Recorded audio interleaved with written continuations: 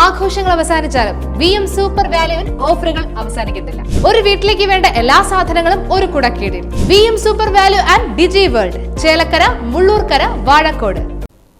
വടക്കാഞ്ചേരിയിലെ വനമേഖലയോട് ചേർന്ന് പതിറ്റാണ്ടുകളായി താമസിക്കുകയും കൃഷിയിലൂടെ ഉപജീവന മാർഗം കണ്ടെത്തുകയും ചെയ്യുന്ന സാധാരണക്കാരായ ജനങ്ങളെ ശത്രുതാ മനോഭാവത്തോടുകൂടിയാണ് സർക്കാർ കാണുന്നതെന്ന് KPCC സെക്രട്ടറി A. പ്രസാദ് വിവിധ ആവശ്യങ്ങൾ ഉന്നയിച്ച് ബ്ലോക്ക് കോൺഗ്രസ് കമ്മിറ്റി സംഘടിപ്പിച്ച നൈറ്റ് മാർച്ച് ഉദ്ഘാടനം ചെയ്തു സംസാരിക്കുകയായിരുന്നു അദ്ദേഹം.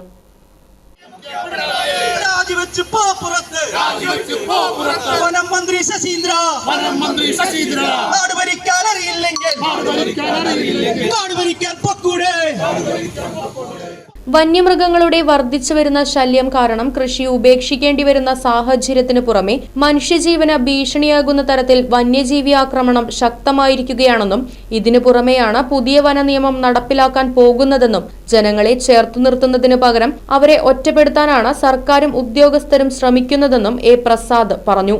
വന്യജീവി ആക്രമണത്തിൽ നിന്നും കർഷകരെ രക്ഷിക്കുക, കർഷകർക്ക് നഷ്ടപരിഹാരം നൽകുക, ഉദ്യോഗസ്ഥരുടെയും ജനപ്രതിനിധികളുടെയും അനാസ്ഥ അവസാനിപ്പിക്കുക എന്നീ ആവശ്യങ്ങൾ ഉന്നയിച്ച് ബ്ലോക്ക് കോൺഗ്രസ് കമ്മിറ്റി സംഘടിപ്പിച്ച നൈറ്റ് മാർച്ച് ഉദ്ഘാടനം ചെയ്ത് സംസാരിക്കുകയായിരുന്നു അദ്ദേഹം. Block Congress president PG Jayadeep അധ്യക്ഷത വഹിച്ചു. DCC general secretary NR Satheesan മുഖ്യപ്രഭാഷണം നടത്തി. യൂത്ത് കോൺഗ്രസ് അഖിലേന്ത്യാ secretary PN Vaishakh, SAA Azad, Jayan Mangalam, Sandhya Kodakkadath, K. Prakashan, PS Radhakrishnan, Biju Krishnan, KK Aboobacker, MH Shanavas, N. Gopalakrishnan, Philip Jacob തുടങ്ങിയവർ സംസാരിച്ചു. മാർച്ചിന് CR Radhakrishnan, K. Sasidharan master, KH Siddique, Shibi Poomala, MJ Augustine, Jose മണി Puthur, KV Subramanian, G. Haridas, Jaison Puthurutty, MT Sandeep, K. Krishnakumar തുടങ്ങിയവർ നേതൃത്വം നൽകി.